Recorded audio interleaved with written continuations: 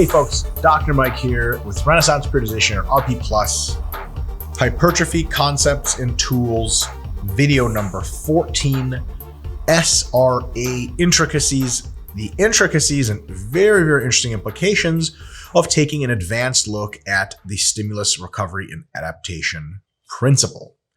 So we're going to talk about the SRA curve just generally. Then we're going to split up the curves. There's actually two curves in the SRA curve. Technically, there's a growth curve and a recovery curve. And we're going to talk about how to align growth and recovery and how that actually happens in real life versus what is ideal. We're going to zoom in and define recovery, not so much defining it, but sort of defining it in context after to make sure that we're all on the same page.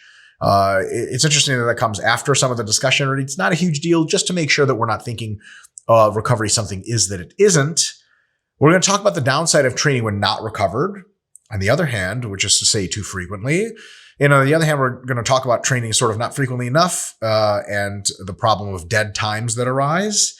And then we're going to bring it all together and potentially hint at a solution. And that solution will be explored more in later videos, the solution being to, sort of how do you select the optimal frequency? Let's get right into it.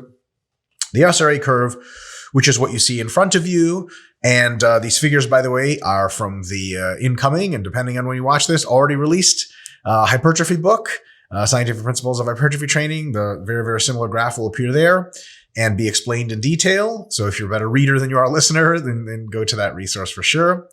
Let's take a look at this curve and see exactly what it means. This is a way to represent the SRA curve. At point A in that curve, all the way to the left, is when the training stimulus is actually presented. So you have a hard training session, and we're looking at the y-axis, where the x-axis is time. The y-axis is actually fitness. Okay, so fitness means essentially your ability to perform, right?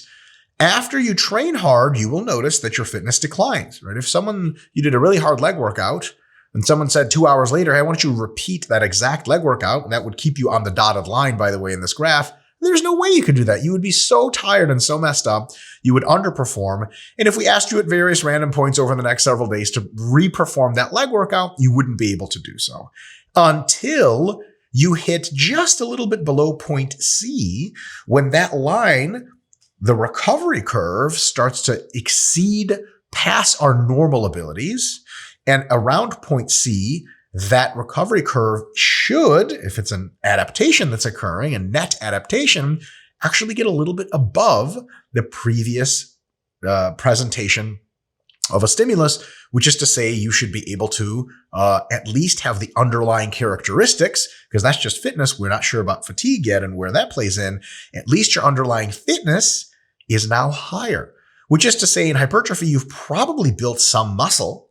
And now that you're at a higher level, when you repeat this SRA curve, hypothetically by restimulating again, sometime around point C, you're now starting from a higher point. And then if you do that ellipse again, you start from a higher, and higher point. And that's how progression occurs, plain and simple. Now, this is an advanced lecture of intricacy, so let's make it a little bit more complicated and take a look at the growth curve. And that giant red arrow is obnoxiously pointing at the growth curve there.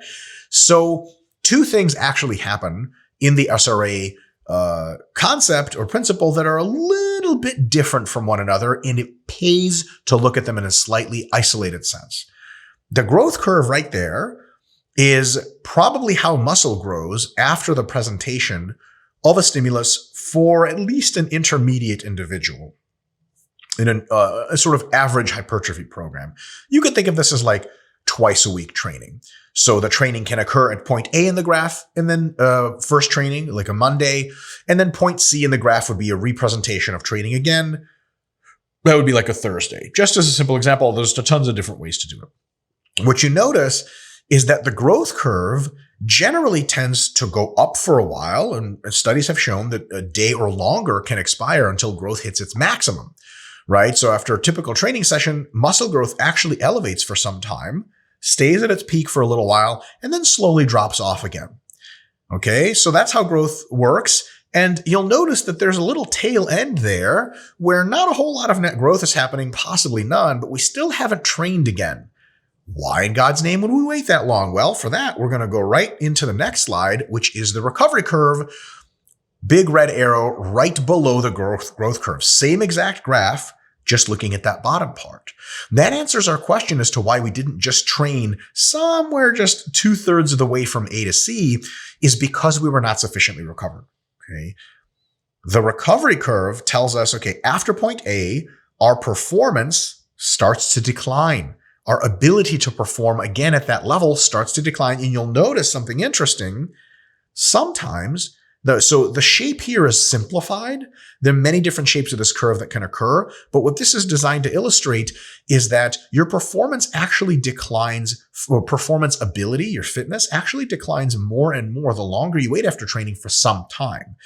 In cases in which you are just acutely fatigued and will not be experiencing delayed onset muscle soreness, if you are still in the gym and you've had a sort of good ability to train, you're still warmed up, you can actually perform at a pretty good level.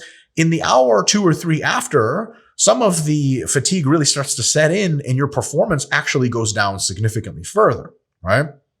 In that case, in even easier training, sometimes your performance at the end of the session is as low as it'll get, and then the entire curve just climbs thereafter until it gets back to baseline, right? So then that curve would look a little different. However, especially with really hard training, especially with delayed onset muscle soreness, you can actually get a dip in performance that's at its lowest point a day, 2 or 3 after the training occurs. Right? Like if you are performing at a not so great level, but you haven't gotten sore yet, you could still perform at a pretty decent level. You're just very, very tired. But once you get crazy delayed onset soreness, sometimes your performance is worse with that onset soreness a day or 2, or sometimes in rare instances, even 3 days later. So, but regardless how this curve looks exactly, it comes back up to return to normal performance, which is to say recovery, at around point C. So the next question of why don't we just train 2/3 between A and C again when muscle growth has completed? Because our training would not be at the highest performance level. The magnitude of stimulus we could thus generate would be lower. We would potentially have trouble presenting a true progressive overload in the sense that the last stimulus was a certain amount and the next stimulus is at least as much or more. So if we train too soon, sure, we'll reinstantiate some muscle growth again, but we haven't made a full recovery. We're starting at a lower point. If we repeat that process over and over and over, we get incrementally less and less and less muscle growth with every session, pretty rapidly falling. And because we never recover completely, our recovery starts to go further and further and further down. And then we're not doing anything except just spinning our wheels. Imagine you're squatting and doing hack squats with 405 pounds for roughly sets of 10. If you hack squat too soon right after the muscle growth has stopped, because muscle growth tends to stop before fatigue has dropped in intermediate and advanced trainees, if you hack squat a little too soon, you might be able to get 405 for sets of 8. Still stimulate some muscle growth, so you're good there, but the fatigue is starting to really accumulate. And remember, you started at a lower point than normal, where you should be able to do 405 for sets of 10 and 11 if you waited long enough and got a true adaptation, or at least even if fatigue goes just up as much as adaptation, at least just still sets of 10 again, right? So then 405 for 8, and then you again don't rest long enough, and you again hit a workout, and all of a sudden you're doing 405 for sets of 6. And then, a workout later, sets of 4, and so on and so forth. At what point are you getting essentially maintenance volumes and intensities? Gee whiz, if you're growing well from 5 sets of 10 with 405, then, 5 sets of 4 to 6 might actually be just maintaining muscle. But at what cost? Huge fatigue cost. It's just not worth it to train until fatigue has subsided enough to where you can at least perform at normal levels, right? So this growth and recovery alignment is exactly what we're talking about here. Here's the deal. In this graph right here, the ideal growth and recovery alignment would be this. And that's the first graph all the way on the left. It says ideal right next to it. Your recovery, remember, is on bottom, growth is on top. So that growth curve extends doubly as long as the recovery curve. If your growth curve is longer than your recovery curve, that means that by the time that you are done growing and you're ready to stimulate another bout of growth, you are more than completely recovered, which we could posit would mean that you might have reduced some or all of even cumulative fatigue, which means that if you have a way of training that allows this, you will never accumulate fatigue or do so incredibly slowly, and you will grow and grow and grow. This would be a miracle. But unfortunately, in almost any real situation, it doesn't happen. What does happen is this middle graph that is labeled realistic. It's the same graph that we basically just saw. You train, you get some growth, but the fatigue reduction, the recovery takes a little bit longer. So maybe your muscle growth is done after 2 days of hypertrophy after a session, and you're recovered after 3 days. That seems to be relatively typical in many cases. And then, is it the greatest thing ever? No, but it's decent. And as long as you wait until you recover and to train, you don't train any sooner, it's sustainable and it's really good. Now, in some situations, very, very bad genetics, very, very bad stress management, insufficient food, insufficient sleep, and a very advanced age of career, right? As you reach your genetic limits, you start to get what I would typify as a harsh condition all the way to the right, in which you gain, you grow for maybe a day, as an example. You're done growing after day 1, and it takes you something like 3 or 4 days to recover to train hard again. Boy, oh boy, is that bad deal. Is there a way to grow more in this circumstance? Not really, not at face value at least, because if someone was to say, why don't you just train the next day, you're training vastly under-recovered, which means that training is, first of all, greatly underpowered, might not cause any muscle growth or just a tiny amount, and it starts to accumulate an unbelievable amount of fatigue because you're not even done dropping the acute fatigue from this last session. Now you're slamming another session on top of that. Very quickly, that becomes unsustainable. So most people aren't going to run into this too often, though if you're pushing your genetic limits with all of your modalities or you're doing a bad job at sleeping, so on and so forth, you will experience this. We want to shoot for realistic and, of course, as ideal as possible, but we can't expect ideal because it is, in fact, very rare, right? Just to clarify what we mean when we say recovered. In this context, because there's different context for recovery and slightly different definition, recovered means that you can present another progressively overloading stimulus, which means it's going to be as hard as last time training or a little bit harder. That's it. If you can't at least train as hard as last time for the same muscle group, so on and so forth, or a little bit harder, then you're training less hard. And remember, your body becomes resistant to adaptations even with the same training. And imagine how resistant to adaptations it is if your training gets progressively less difficult, right? After a while, you're accumulating a lot of fatigue and getting almost none or no growth whatsoever.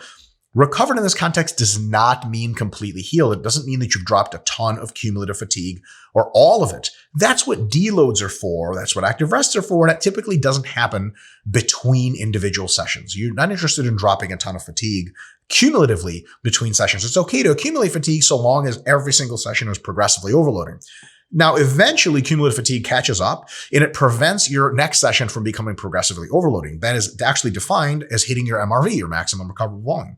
When that happens, you deload or you active rest or some combination of the two, and then you restart the process again. So when we're talking about recovery in this context, we don't mean like you're completely recovered, all of your cumulative fatigue is done. We just mean you're recovered enough to present an overloading stimulus again, a stimulus that's progressively overloading, which means it's just at least a little better than last time. At the very worst, it's the same as last time, but never less than last time. What happens if we try to train when not recovered? Okay, and we got a really complex graph here, but it's actually quite simple if you just zoom in really quick. So it's point B here. Let's look at point A first. We got muscle growth and recovery. These are just a bunch of SRA curves split out and stacked one next to each other. So the muscle and curve or series of curves A here, muscle growth and recovery, we see that muscle growth occurs at a certain time scale and recovery at exactly the same time scale. Oh, that's pretty sweet. That would be nearly ideal, right? Ideal would be if it was even growth was even longer than recovery, but this is real good, right? So there's no dead time. Every time you're recovered, you also have just done finished growing your muscle and you re-stimulate again. Awesome. But what if we rush the process? What if we train more often and you see this little graph that looks like a fishbone, like a really poor artist's rendition of a fishbone, graph B. Okay, so slide B over here, we have muscle growth and recovery going up, and then we train again halfway through this process, maybe when you're under recovered and you've peaked out muscle growth. Now, in this graph, it's oversimplified. It's showing that cumulative fatigue hasn't even interfered with our muscle growth process, right? It's showing us that essentially what ends up happening is, we still get the same muscle growth every single time we stimulate. Cool, pretty cool, charitable. Okay, so this is even the best version of this that could possibly happen. And what do we get still? Well, if you notice, if we just take one of these little fish bones, okay, the ones that are pointing like this, if we just flip it like this and connect the dots, the area under the curve for muscle growth is exactly the same, except how many training sessions did it take? 1, 2, 3, 4, 5, 6, 7, 8, 9, 10 versus the 5 training sessions in example A. So you're training twice as long to get the identical gains. What is essentially occurring is you could be at peak growth, right? And someone says, hey, listen, if you re-stimulate right now, you get great growth again. Okay. But hold on a second. If I do nothing for the next, let's say, day and a half or something, growth falls off.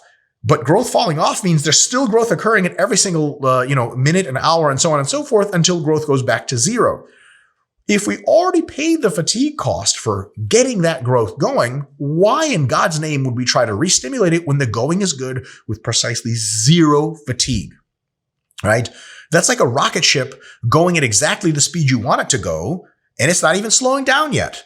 And you're like, man, if we hit the other booster right now, we could go even faster. There's a cap on the speed. It won't go any faster than that. So what does the booster get us? Well, we just pissed away a whole lot of gallons of gasoline or fuel or whatever, rocket fuel, for no good reason at all. But a ton of fatigue occurs. So we essentially get double the fatigue and roughly the same amount of adaptation. Now, somebody could say, now hold on a second, potentially re-stimulating growth again when growth is already high could lead to even higher growth. Highly unlikely. And if we really hear that argument out, we'll just throw the cumulative fatigue card back in. Well, your workouts are going to be dog shit because you're going to be weaker this whole time. And they're like, that's a good point. The best possible result is that we get double the fatigue and the exact same amount of growth. The realistic result is we probably get double the fatigue, but diminishing rates of growth until halfway through this process, session number 5 or something, we're not growing at all. Terrible idea, which is why there absolutely is such a thing as training too frequently given a certain session volume.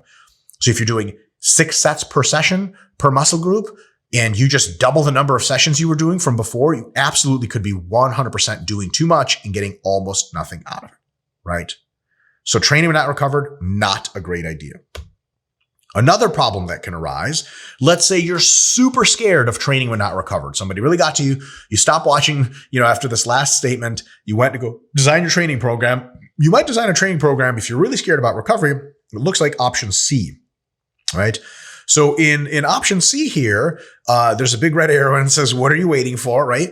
We essentially train at some point. We both recover and we get all of the growth that we're going to get. And then we wait for who knows what, right? Your body's recovered. You're ready to do another stimulative overloading session. Sweet.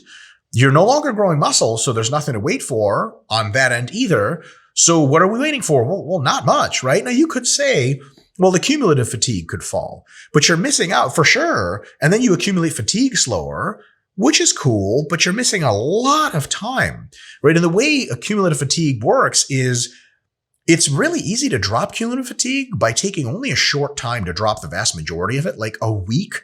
Every 4 to 8 weeks drops almost all the cumulative fatigue you could have had, right? Most of it. So if you're taking your training frequency and essentially dividing it by 2, you are recovered and ready to train, let's say 4 times a week per muscle group, but you're only training twice a week, same exact volumes each time, because you're like really paranoid about recovery, you'll be getting much less muscle growth through the 4 to 8 weeks. And let's say that you could go 8 weeks like that without needing a deload. And somebody who's doing the 4 times session needs 4 weeks. Okay. And that's all they can go. Well, after one little week, right, of deloading after week 5, they're already getting gains again because they're already training hard. They dropped all their fatigue. Meanwhile, you're still getting relatively not so impressive adaptations, but you're getting them slow and steady for 8 whole weeks. And then you still have to take a deload week at the end of that. The paradigm that you're working with is 8 to 1, not bad. They're working with a 4-to-1 paradigm, which isn't as good, but they get much more growth per week, and their per week growth makes up for that, right? It's kind of like someone who works really, really hard at a job, not too hard, right? But really tries super hard. And then after they're finished with their big project, they go on vacation and just relax and have a great time. That's a 4-to-1 paradigm example, right? Whereas someone else could like fuck off a lot at work, not get a ton done in any 1 week, right? Too much recovery. And they do work here and there, but then like they can only take their vacation once every 8 weeks because every project takes them double. Right? It turns out that in most cases, that person who works really hard and applies themselves and then takes a vacation probably gets more done with each year of training or of work than the person who waits way too long. Because if you're waiting really long, why don't we wait double? Like we'll have no cumulative fatigue. We'll continue to train all the time. But even if we didn't lose muscle between sessions, which we do a little bit, let's say that's not a concern.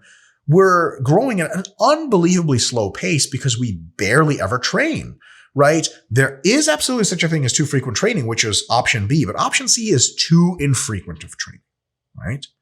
So let's bring it all together and use this chart again.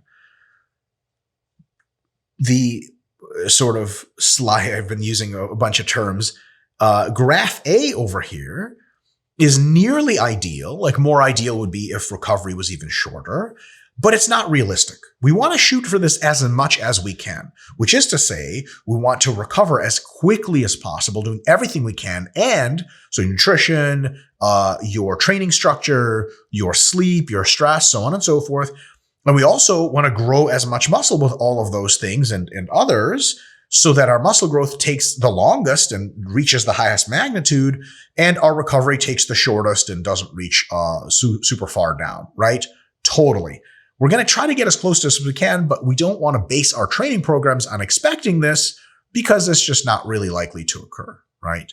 So on the other hand, too frequent is option B over here. That's if we're training when muscle growth hasn't been completed for the cycle yet, nor has recovery been achieved. Just a stupid idea. And then if we get paranoid about recovery, we can get into this problem of too infrequent of training, where we wait until recovery and muscle growth are both done. And then we keep waiting maybe long enough for cumulative fatigue to fall almost completely. And we just end up just being able to squish much less muscle growth into any unit time. The thing is, fatigue does accumulate,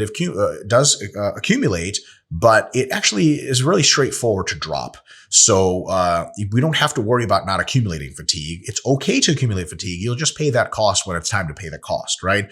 Another analogy that we've used in the recovery book is, if you are cooking like a dirty animal and just throwing spaghetti everywhere, you're not going to be able to cook much food and your kitchen's going to suck. That's kind of like option B. But option C is like trying to cook without making remotely any mess at all and washing each dish and each spoon as you cook.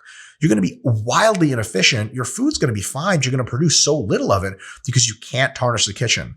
Okay. Realistic and effective is option D. In the cooking analogy, it would be you do a great job cooking. You cook as frequently and you cook well. You're not purposely trying to make a mess, but at the same time, if there's some pasta sauce here and there, you're not terribly worried about it because every now and again, that's when the deload happens. You clean up the whole kitchen, everything's spotless, and then you begin that cycle again. In this case, for muscle growth, you grow a little bit less than you recover, but once you've recovered, you train hard again and repeat and repeat and repeat, and that gets you really, really, really good results, right? Now, all of what we just said is true, but all of what we just said assumes the same volume per session. Every single one of those examples could be like 6 sets per session per muscle group, like chest for 6 sets, right? What we can do is if 6 sets is the volume, using all of those theoretical constructs, we can find the optimal frequency pretty easily because we just see how long it takes us to recover from 6 sets and train exactly as soon as we recover, we train again, recover, train again, so on and so forth, right? So if 6 sets of chest is the only way you train chest, which may or may not be the case, or about 6 sets of chest, let's say your body gets used to over time, so anywhere between 4 and 7 sets of chest or 4 and 8 sets or something, then you could say like for that volume, maybe 3 times a week chest training is really close to perfect, right? But Does that mean frequencies that are much higher, much lower are worse? It doesn't, because we also can potentially move around the length of the curves by altering how many sets we're doing. If you're doing between 6 and 10 sets of chest each time, the recovery is going to take longer. You won't be able to do 3 sessions of chest every week. Maybe 2 is your new optimal given that per session volume. What if you do like 3 sets of chest per workout? Well, then you might be able to squeeze in some more workouts, right? So a huge factor in determining optimal frequency, probably the biggest, is per session volume. But once your per session volume is something you know relatively well, the frequency is pretty easy to find. And the way to find that is as soon as you're done recovering and you can perform at a high level again, it's probably time to train again. Folks, catch you next time for the next